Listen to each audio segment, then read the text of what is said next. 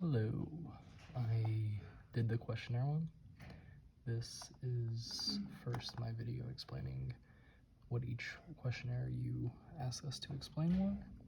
And so here is the LHQ. It's a self-reported one. You first give your demographics, you give your language, and to indicate the number of years that you have used that language for each of these, of course the country, and then you begin to note things such as your frequency, and to rate yourself based on the certain types of language you use, and that is split amongst listening, speaking, reading, and writing, because these can be to varying degrees. You can have various strengths. The next one is the BLP. This one is also scored, by the way, the LHQ. The BLP is also scored. It actually is available in more languages.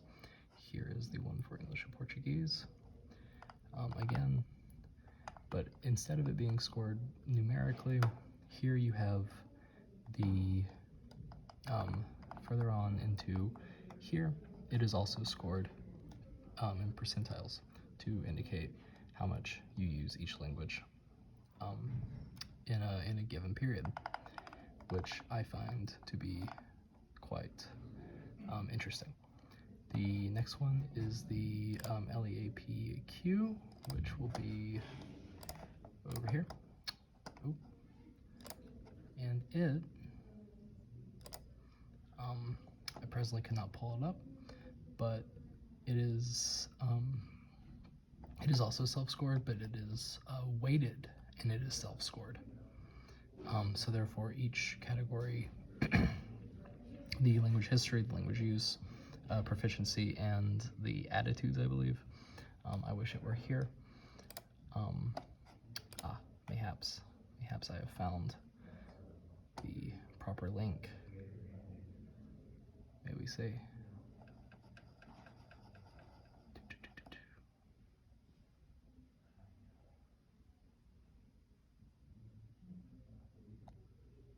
Yep, here it is. So again, it's self-reported as the other two were thus far. This specifies languages in order of dominance and order of acquisition. Again, like the BLP, it uses percentages. It also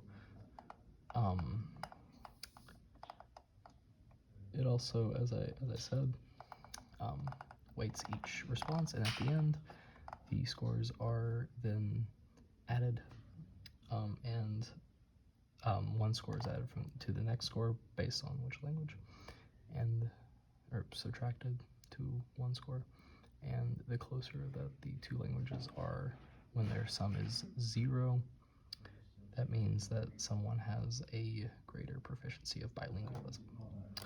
The next one is the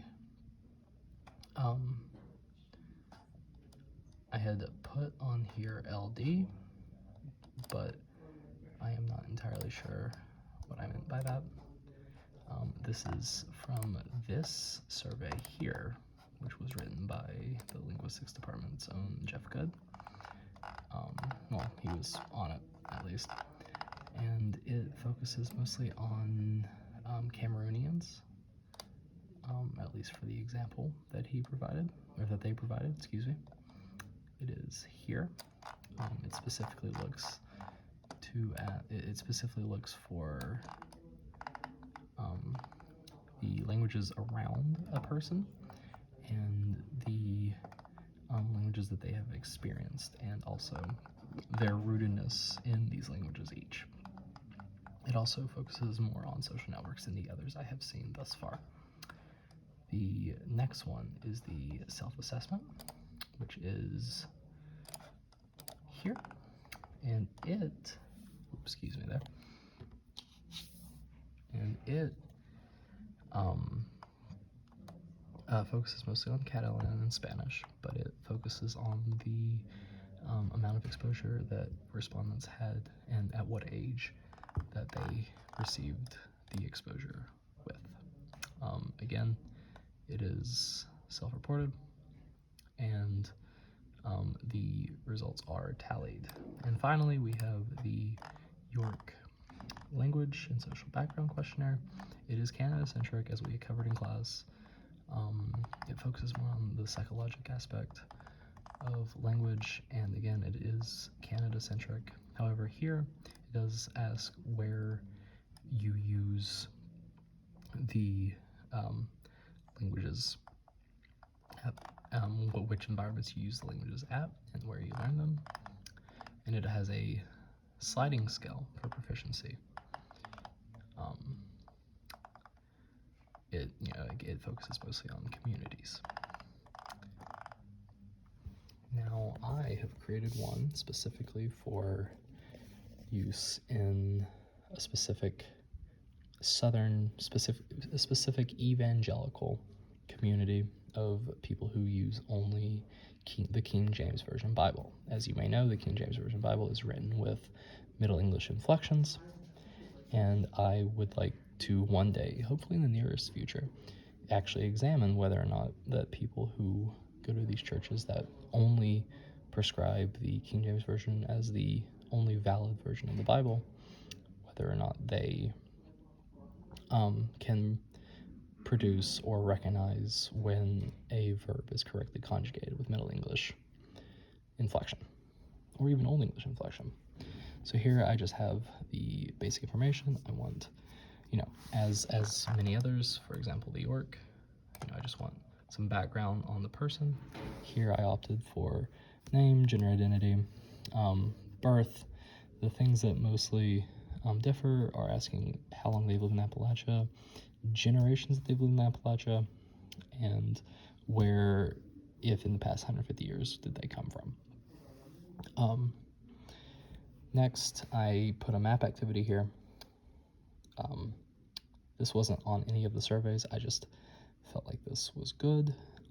This first portion is to measure rootedness, so it would give me a very good idea of where they demarcate themselves culturally.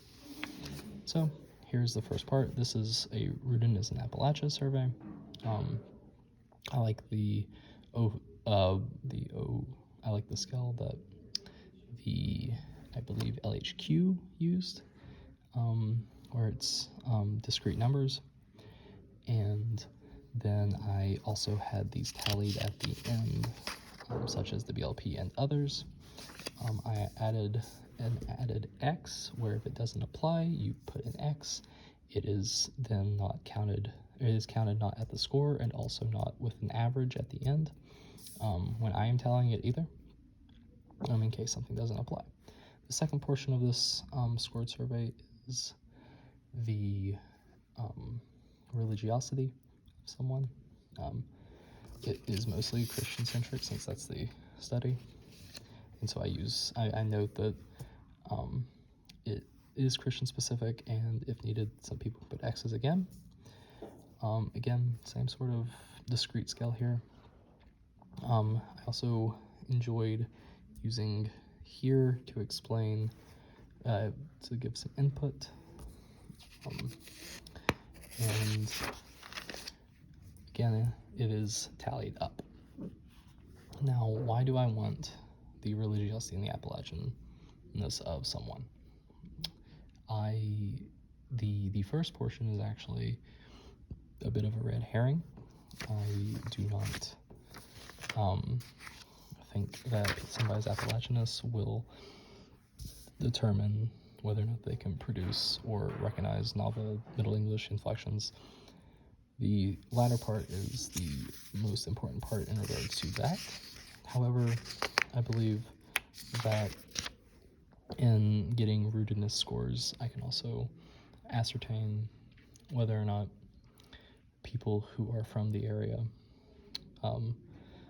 who have greater amounts of these, the ability to find novel Middle English sentences and Middle English inflections, I believe that they will also have a greater rootedness score based on the type of church that usually leans itself to. So yeah, that's my questionnaire. I feel like I took a lot from the BLP especially, and honestly the the University of York survey as well. I actually really enjoyed the way that it did it, even if it was a little Canadian centric. I know this one's Appalachian centric, so what do you do? So yeah, that is my skills assignment. Oh, and I did forget to mention that the York survey, like I said, focuses on psychology, but it focuses more so also, it also mentions some other non-linguistic survey ideas or survey questions.